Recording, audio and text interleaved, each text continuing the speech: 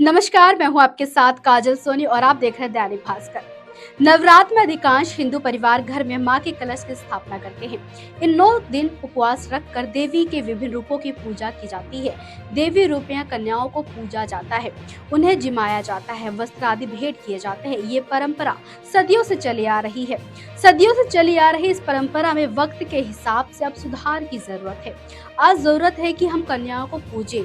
जी हाँ, उन्हें शिक्षित भी करें, उन्हें आज के समय और परिस्थिति में जीने के अनुकूल बनाएं, आत्म सुरक्षा भी सिखाएं, उन्हें गुड टच और बैड टच से अवगत भी कराएं।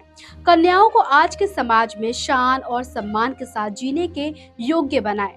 जाति के खिलाफ बोलना भी बताएं, जाति का मुकाबला भी करना सिखाएं। नवरात्र देश भर में अलग अलग रूप में मनाया जाता है, पूजा अर्चना की जाती है। सबका तात्पर्य ये है कि देवी शक्ति की पूजा कर हम उनसे अपने और समाज के कल्याण का आशीर्वाद मांगे, स्वच्छ समाज की मांग करें। ये सब कुछ सदियों से चला आ रहा है। आज समय की मांग है कि हम आगे बढ़े, वक्त की जरूरत के हिसाब से परिवर्तन करें।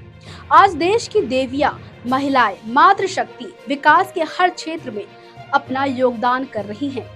कार तो बहुत समय से चलाती रही हैं महिलाएं, अब ये ऑटो, ट्रक, ट्रेन, मालगाड़ी भी चलाने लगी हैं। ये प्लेन भी उड़ा रही हैं। अब तो सेना में भी जाकर बॉर्डर की हिफाजत भी कर रही हैं ये महिलाएं। यानी कि आधुनिकतम की अगर बात की जाए, आधुनिकतम लड़ाकू जो विमान होते हैं उन्हें भी महिलाएं उड़ा रही हैं, उन्हें नियंत्रित भी कर रही हैं। कभी गाना बजाना, नाचना महिलाओं की कला मानी जाती थी। परंपरागत करने के साथ साथ पुराने समय से परिवार की बेटियों को सिलाई, कढ़ाई, बुनाई, अनाज पिसाई, छनाई के साथ घर के कामकाज, भोजन बनाने में आदि में निपुण किया जाता था, ताकि वे समय की जरूरत के हिसाब से शादी के बाद अपने परिवार को संभाल सके। इस समय शिक्षा पर उतना और ध्यान नहीं दिया जाता था। उस समय परिवार की जरूरतें बढ़ी तो पढ़ी लिखी महिलाएं घर की चार दीवारी से बाहर निकली, नौकरी करने लगी, बिजनेस में परिवार को सहयोग देने लगी।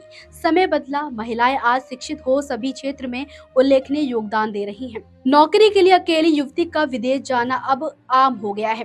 पैरामिलिट्री फोर्सेस में योगदान करने के साथ साथ आज वे सेना में आकर देश की सीमाओं को सुरक्षित बनाने और शत्रु से लोहा लेने में भी लगी हैं। समय के साथ साथ समाज की प्राथमिकताएं भी बदली। नहीं बदला तो महिलाओं और युवतियों के शोषण का सिलसिला। भारतीय समाज में फैली दहेज की कुप्रथा के कारण गर्भ में ही बालिका भ्रूण मारे जाने लगी। परिवार में ही आसपास नाते रिश्तेदारों और अन्य द्वारा छूटपन से बेटियों के साथ छेड़छाड़, यौन शोषण चलता रहा। देश में चेतना आई, शिक्षा का स्तर बढ़ा, पर महिलाओं के प्रति होने वाले अपराध कम नहीं हुए। हाल ही में राष्ट्रीय महिला आयोग ने सूचित किया कि 21 के प्रारंभिक 8 महीनों में महिलाओं के खिलाफ अपराधों की शिकायतों में पिछले वर्ष की इसी अवधि की तुलना में 40% की वृद्धि हुई है। आपको बता दें कि राष्ट्रीय महिला आयोग को साल 2021 में महिलाओं के खिलाफ अपराध की करीब 31,000 शिकायतें मिली थी, जो 2014 के बाद सबसे ज्यादा है। इनमें से आधे से ज्यादा मामले उत्तर प्रदेश के थे। महिलाओं के खिलाफ अपराध की शिकायतों में 2020 की तुलना में 2021 में 30% का इजाफा हुआ। साल 2020 में कुल 23,722 शिकायतें महिला आयोग को मिली थी। राष्ट्रीय महिला आयोग की ओर से जारी आधिकारिक आंकड़ों के मुताबिक 30,864 शिकायतें मिली। अधिकतम 11,013 सम्मान के साथ जीने के अधिकार से संबंधित थी। घरेलू हिंसा से संबंधित 6,633 और दहेज उत्पीड़न के संबंधित 4,589 शिकायतें मिली। सबसे अधिक आबादी वाले राज्य उत्तर प्रदेश में महिलाओं के खिलाफ अपराधों की सबसे अधिक 15,828 शिकायतें दर्ज की गई। इसके बाद दिल्ली में 3,336, महाराष्ट्र में 1,504, हरियाणा में 1,460 और बिहार में 1,456 शिकायतें दर्ज की गई। आयोग के आंकड़ों के अनुसार महिलाओं के शील भंग या छेड़छाड़ के अपराध के संबंध में 1,819 शिकायतें मिली। बलात्कार और बलात्कार की कोशिश 1,675 शिकायतें, महिलाओं के प्रति पुलिस की उदासीनता की 1,537 और साइबर अपराधों की 858 शिकायतें मिली। ये वे शिकायत है जो रजिस्टर होती हैं, इससे कई गुनी शिकायत तो दर्ज ही नहीं होती। परिवार का सम्मान बताकर, युवती की स्मिता की बताकर घटनाएं दबा ली जाती हैं।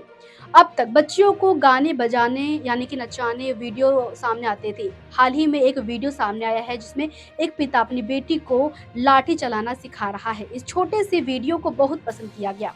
आज समय की मांग है कि परिवार, विशेषकर माँ बेटी को बचपन से ही गुड टच और बैड टच से अवगत कराया जाना चाहिए। इसका अंतर बताएं। पिछले दिनों मुरादाबाद में ही 12वीं में पढ़ने वाली छात्रा ने छेड़छाड़ से परेशान होकर कीटनाशक खाकर आत्महत्या कर ली। मुंबई के विनोबा भावे नगर चचेरे भाई के बार बार यौन उत्पीड़न से तंग आकर 15 वर्षीय किशोरी ने आत्महत्या कर ली। उत्तर प्रदेश के पीलीभीत जनपद में मनचले के छेड़छाड़ से परेशान छात्रा ने अपने ही घर में फांसी का फंदा लगाकर खुदकुशी कर ली। इस तरह की खबर रोज अखबारों में सुर्खियों में बनी रहती है।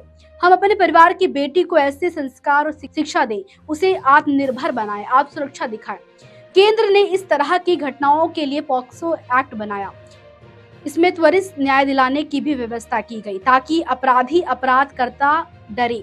जरूरत है कि पॉक्सो एक्ट के तहत हुए निर्णयों का प्रचार प्रसार व्यापक स्तर से किया जाए ताकि अपराधी में जो भय होता है वो बना रहे। ये जानकारी देना हमारा मकसद ये था कि इस नवरात्रि माता की शक्ति की बात अगर की जाती है तो आज के समय में महिलाओं में आत्मसम्मान के साथ साथ उन्हें थोड़ा सा जागरूक बनाना भी बहुत ही ज़्यादा ज़रूरी है ताकि महिलाएं सच में एक अंदर से खुद को एक शक्तिशाली महसूस करके लोगों से लड़ सके। देखते रहिए दैनिक भास्कर।